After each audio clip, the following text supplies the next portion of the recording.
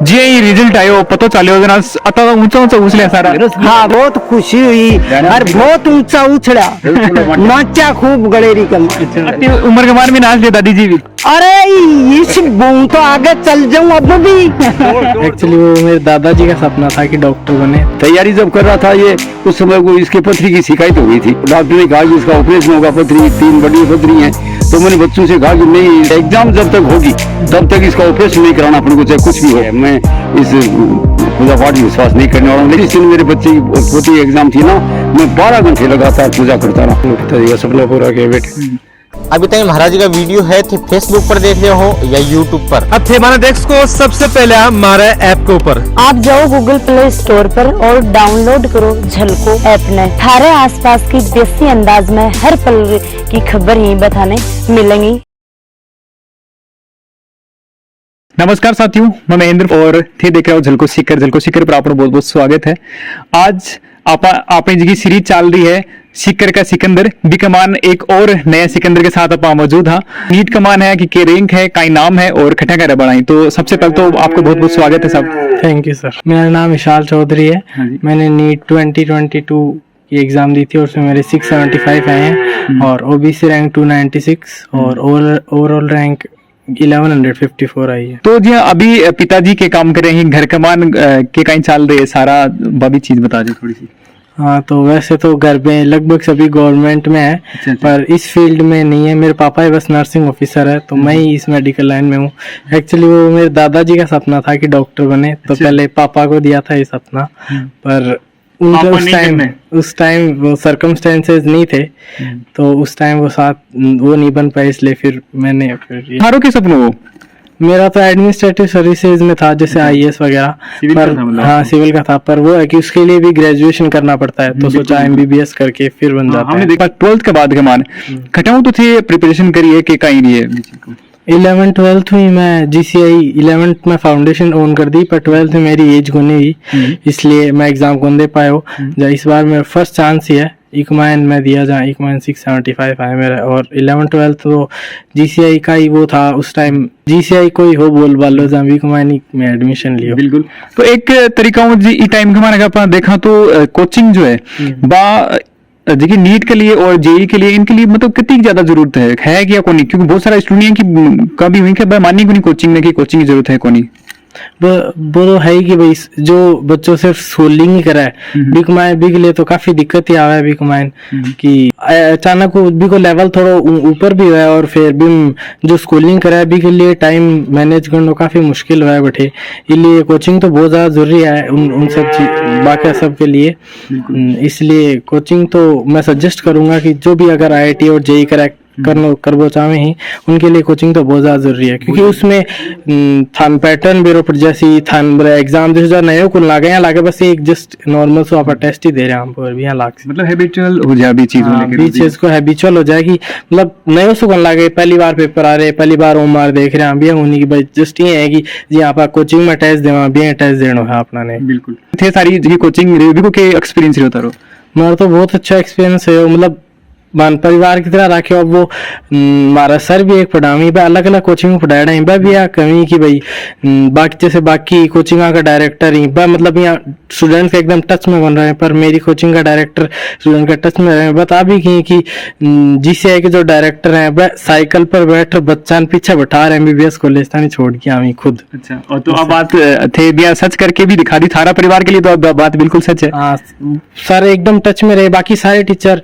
कठे भी कोई दिक्कत आओ तो बान बोलो, चाहे आधी रात में भी दिक्कत आओ तो हमेशा आप तारे साथ नहीं। कोई भी डाउट कोई वो तो है कि वो खुद भी समझ जाते हैं कि भाई इस टॉपिक में थारे दिक्कत है या कुछ खुद हर एक चीज ने नोटिस करी कि भाई कौन सा टॉपिक में की बच्चा दिक्कत आ रही है।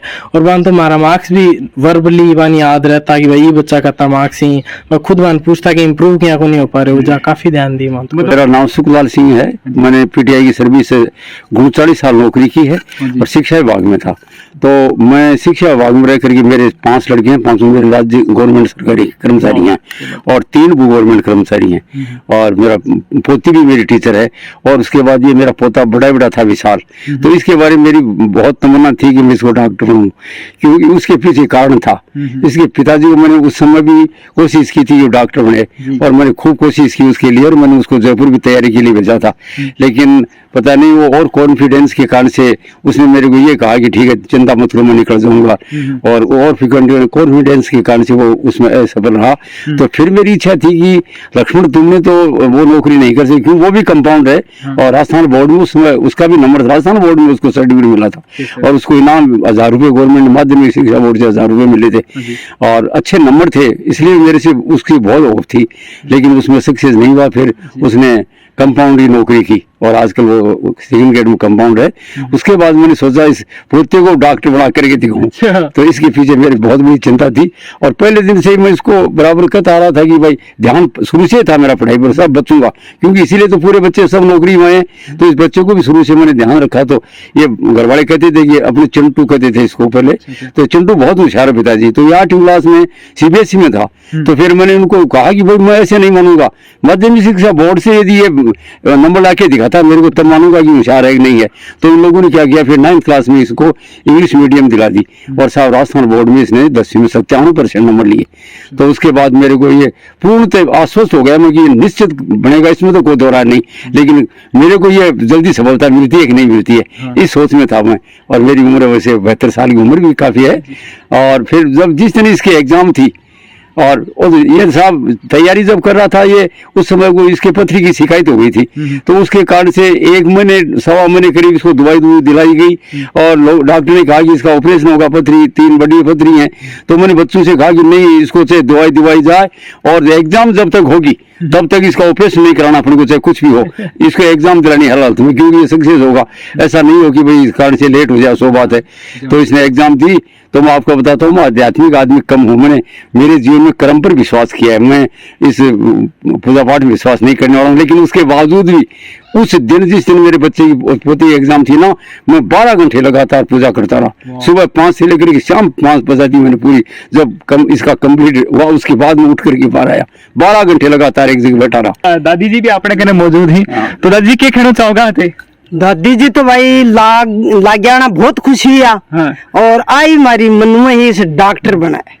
तो थे कह रहे हैं कि भाई जे रिजल्ट आयो पता चलो अतः ऊंचा उछले सारा। हाँ, बहुत रसगुल्ला बंटा, बहुत खुशी हुई और बहुत ऊंचा उछला, नाचा खूब गलेरी के मान। अच्छा, उम्र के मान भी नाच लिया दादी जी भी? अरे इस बूम तो आगे चल जाऊं अब भी, दौड़ करके इससे आगे दौड़ करके एक दिन हमारे छोटे बच्चा जो टीचर है, उस बच्चे ने अपने भाऊ से और अपनी मम्मी से कह दिया कि आपको रेस करवानी है। तो दोनों को उसने 100 मीटर की रेस करवाई और रेस मीटर में ये सासू जब उसे आगे आई 100 मीटर में।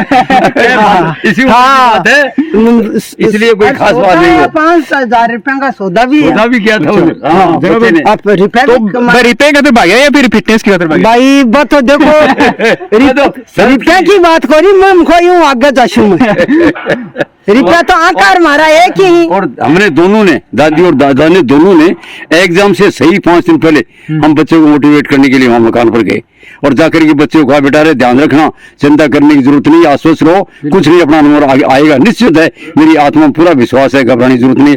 दोनों आशीर्वाद देने के लिए मकान पर गए कि बच्चा ऐसा नहीं होगा, आश्वस्त न हो। मेरे लिए तो मैसेज है कि अगर कट्ठे भी डिमोटिवेशन था लाग रहे तो आपका दादा दादी ने याद करो, आपका पापा मम्मी ने याद करो, फिर अपना आप ही मोटिवेशन आ जैसे कि आपने कुछ करके दिखाना है। क्योंकि बात जो खुशी है बात एक अलग ही है। यहाँ कहो कि अब हमारा सर भी यहाँ कहें कि भाई थे अच्छा नंबर ले रहा होगा ना, जो थारे दादा दादी की उम्र आधी हो जाएगी, दर आधी जय में नाचवा लागा, जय कूदवा लागा, तो बस आगे सकी थान दादा दादी की उम्र आधी करनी है, जा पढ़ो अच्छी तरीके। मेरे परिवार में हम 2 भाई हैं और परिवार में 30 आदमी, हम 7 बेटे 7 बूथ 14, 4 हम 18 और 12 पोती पोते, पूरे 30 हैं और 30 में से 14 गवर्नमेंट कर्मचारी हैं।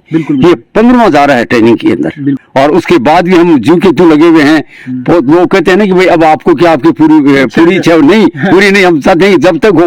वो छोटे वाला बच्चा भी कहता है पिताजी तुम चिंता मत करो, मैं भाई साहब से नंबर ज्यादा ला के दूंगा। तो मैंने उसको एक दिन जवाब दिया कि बेटा नंबर ज्यादा कैसे आएंगे, इसके 97 आए 10th में। तो मेरे को वो बच्चा कहता है 98 भी होते हैं, 99 भी होते हैं, 100 भी होता है। ये जवाब दिया उसने मेरे पोते ने। हाँ, ये देख लो, तो तमन्ना तो हमारी जब तक जिंदे हैं तब तक ये है कि हमारे सब पोती पोते हमारे देखते सब मतलब कहीं पीछे मुड़ करके नहीं देखें। बिल्कुल। और ये छोटी सी उम्र में अकेला था, उसके बाद मैंने सब सर्विस में 14-15 नौकरी लगाई दिखाए। और साहब आज मेरे परिवार में आपने कभी किसी से सुना ना, इतने नौकरी है ना, मेरे कोई भी मेरा बच्चा बीड़ी सिगरेट शराब कुछ नहीं करता है। बिल्कुल। मेरे घर में आपको किसी गुटखा चुटकी नहीं मिलेगी शराब बीड़ी की। मम्मी पापा जी और छोटा भाई और सब लोग एक तरीके का कंपटीशन चल रहे हैं। खुद गवर्नमेंट सर्वेंट थी, दादाजी गवर्नमेंट सर्वेंट थी और बेटो बन रही है डॉक्टर। तो क्या कहना चाहोगा साहब? मैं तो बहुत खुशी है, मेरे पिताजी का सपना पूरा किया बेटे। बाकी मन की मैसेज देना चाहोगा आपको बच्चे बच्चों की तरीके ट्रीट करेंगे थाला जो बच्चों करे बांका वही करें? मैसेज ये देना चाहूंगा कि अपने माता पिता उसकी आज्ञा माने हमेशा। बिल्कुल। और वो जो कहते हैं ना, उनका आज्ञा पालन करते रहेंगे तो निश्चित रूप से सफलता प्राप्त पक्का करके रहेंगे। ये कहना चाहूंगा मैं तो सबसे पहले तो बधाई होता है ना। बहुत बहुत धन्यवाद। तो मम्मी जी की कहना चाहोगा? और मैं तो देखो यही कहना चाहूंगी, मम्मी को फर्ज जो है बच्चा को केयर करो। केयर का साथ है कि बच्चों अच्छी तरह पढ़ाई करे, साथ में भी को सोना को वगैरह को उठना को वो भी टाइम फिक्स होना चाहिए। और यो देखो जा तो एक मम्मी को बड़ो फर्ज हुआ है, क्योंकि पढ़ाई के साथ साथ बच्चा को केयर करना भी बहुत जरूरी है। बिल प्रॉपरली अच्छे से खानो दो, अच्छे पढ़ने के लिए मोटिवेट करो।